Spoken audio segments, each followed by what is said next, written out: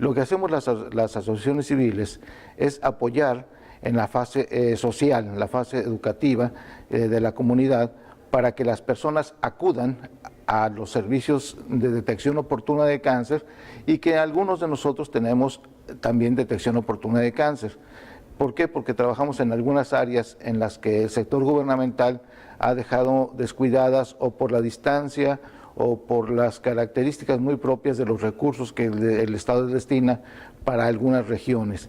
Y donde hay esos huecos, la sociedad civil se organiza, se estructura y presta algunos servicios, que son básicamente servicios de detección primaria. Pero la parte fundamental de todo es el trabajo educativo para la sociedad. Lo mejor del cáncer es no tenerlo. Y ahí es donde nosotros trabajamos.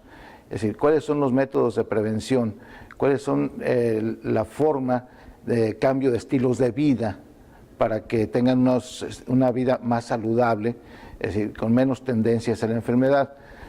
Hay algunos cánceres que son prevenibles. El cáncer de pulmón, muy ligado al tabaquismo, ahí es donde trabajamos nosotros.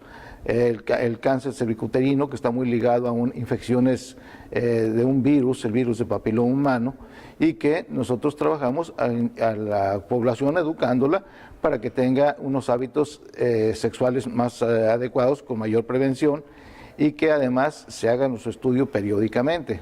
¿Cuál estudio? Básicamente el estudio de Papá Nicolau, que es el que manejamos a nivel de toda la población, un screening, un rastreo muy generalizado, y los casos especiales se van canalizando hacia los centros de tratamiento para hacer detección secundaria, como sería la colposcopía o las biopsias dirigidas o biopsias cónicas en el caso necesario. Otros cánceres con los que trabajamos mucho es el cáncer de mama, ya que en México existe un incremento, y más o menos igual que en todo el mundo, un incremento de los casos de cáncer de mama, y que ahí nosotros buscamos que las personas acudan a hacerse los estudios con los médicos. Ciertamente impulsamos que las mujeres se hagan la autoexploración mamaria, pero esto es bueno en lugares en donde prácticamente no se ha hecho nunca el estudio, y que se pueden detectar tumores, pero generalmente son tumores de 1,5 cm, 2 centímetros o mayores, que esos son cánceres que llamamos avanzados.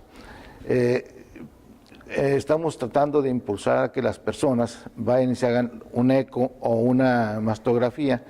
Por desgracia, en nuestro país no existe el número de mastógrafos suficientes, ni el número de estudios para hacer ecografía de manera suficiente.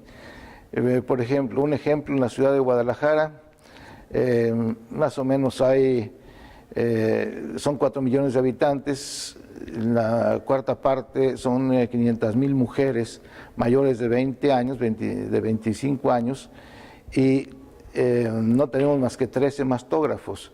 Si 13 mastógrafos trabajaran las 24 horas, serían cuando mucho 30 estudios por cada uno, por día, serían totalmente insuficientes.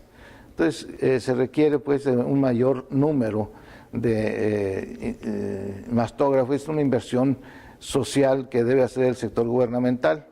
Por desgracia, igual que en muchos de nuestros países, las políticas de salud no son las prioritarias, es decir, somos países muy políticos. Somos países donde se invierte mucho en los partidos políticos, mucho en algunas políticas de relumbrón, pero poco en lo que debería de trabajarse, que es en el área de salud, en el área de seguridad, etcétera. Entonces tenemos esos conflictos que yo creo que son comunes en nuestros países de Latinoamérica. Es decir, no hemos madurado todavía como sociedad como para poder presionar en forma suficiente para que se invierta lo que se requiere en el área de salud para tener una población más saludable. Es decir, en eso estamos trabajando todas las organizaciones que nos dedicamos al área de salud. Es decir, tenemos influencia en algunos estados, más por las relaciones personales que podamos tener algunos de los que trabajamos en las asociaciones, más que por la disposición que tengan las autoridades para realmente canalizar los recursos necesarios. Es una lucha constante. En algunos lados hemos mejorado. Ha habido algunos cambios importantes en la política de salud, pero todavía no son suficientes. Es decir, mucho nos falta por hacer desde el punto de vista de la salud pública. Es decir, se hace mucho acerca de los tratamientos de los cánceres. Se invierte en grandes cantidades y quizás porque esto tenga digamos, una influencia muy plateresca de parte de los vendedores que son capaces de convencer que se compren grandes equipos de radioterapia o medicamentos costosísimos de la quimioterapia a las instituciones, y poco se invierte en lo que es más importante, la prevención, es decir, que la gente no se enferme. Entonces, como que de alguna manera es una especie de negocio el que haya enfermos.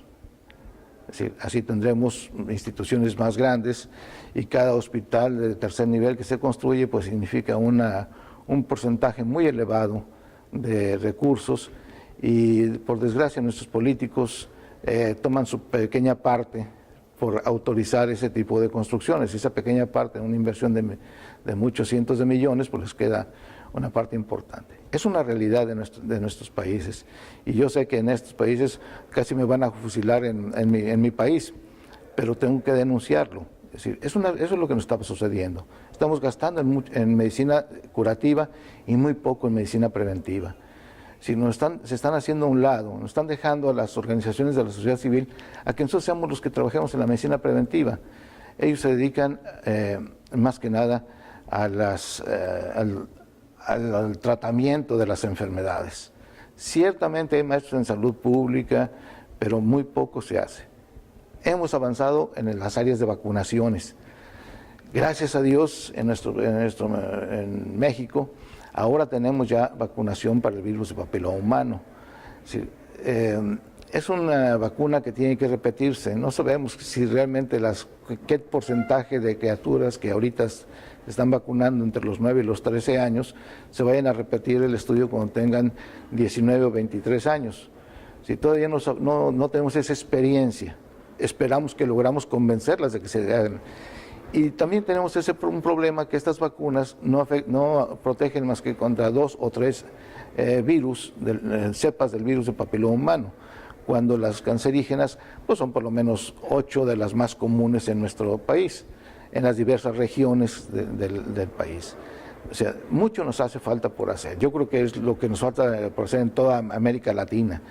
En algunos países están más avanzados, en otros menos. Entonces tenemos una dificultad. Es decir, no es como Panamá, que estamos hablando de 4 millones de habitantes en todo el país. Estamos nosotros hablando de que en México somos 110 millones de habitantes. Y tenemos 2 Méxicos. El México del centro-norte, en el que hemos avanzado mucho en el área de prevención, y el área del sur-sureste, en que hay una gran cantidad de poblaciones indígenas muy dispersas, que es difícil llevar los servicios de salud hasta esas comunidades. Y tenemos que el cáncer cervicuterino, que prácticamente ha disminuido un porcentaje muy importante en la zona centro-norte. En el sur todavía tenemos una gran cantidad de personas, mujeres, que se mueren por cáncer cervicuterino, con todos los problemas sociales que eso significa, niños huérfanos, adolescentes, etcétera, y muchos problemas sociales derivados de la falta de conducción de una familia por la muerte de una madre. En el norte ha cambiado y ahora tenemos mucho más cáncer de mama. ¿Por qué razón? Porque las mujeres ahora tienen menos hijos, tienen mayor nivel instruccional, es decir, utilizan más los métodos anticonceptivos hormonales, es decir, que de alguna manera hacen que las mujeres tengan mayor tiempo con estrógenos circulantes, y eso eleva las posibilidades de tener cáncer de mama. Entonces, ha ido cambiando la geografía del cáncer en nuestro país. Otros cánceres que han incrementándose mucho es el cáncer de colon. Esto también por los cambios en los estilos de vida, sobre todo en la alimentación. Si antes nuestras poblaciones eran ricas en comer cosas con mucha fibra, y ahora estamos americanizando nuestros estilos, estamos comiendo muchas comida chatarra que no tiene prácticamente fibra, y eso hace que tengamos cada vez más cáncer de colon. Es decir, cáncer de próstata se ha incrementado también notablemente. Es decir, pocos hombres están acostumbrados a hacerse el estudio. Todavía quedan aquellos miedos atávicos de que los hombres no podemos dejarnos explorar. ¿Por qué? Porque es un tacto rectal, ¿sí?, en el que se detecta fácilmente cuando hay un nodulito. Sí, ahora pues existen algunos métodos de laboratorio que no son tan eficaces. Claro, es mejor que no hacerse nada. Es decir, hacerse un antígeno prostático específico nos puede ayudar a detectar algunos tipos de cáncer. Pero muchas personas tienen antígeno prostático bajo y tienen un cáncer. Entonces el hombre tiene que dejarse explorar. Y eso nos ha costado mucho trabajo. ¿Sí? Y no me extraña. En lo personal a mí me tocó iniciar colaborar en la campaña nacional contra el cáncer en mi país cuando empezaba en forma práctica por allá en 1974. Y a mí en lo personal me tocó que me corrieran a pedradas y me aventaran los perros encima, porque íbamos a invitar a las mujeres casa por casa que fueran a hacerse el estudio Papa Nicolau a los centros de salud. Ahora casi es lo mismo cuando los hombres nos corren a pedradas y a veces hasta balazos, cuando vamos a invitarlos a que se vayan a hacer el estudio para detectar cáncer de próstata. Pero es un factor educacional. Es decir, cambios de estilos de vida, eso es a lo que nos tenemos que enfocar nosotros, las organizaciones civiles.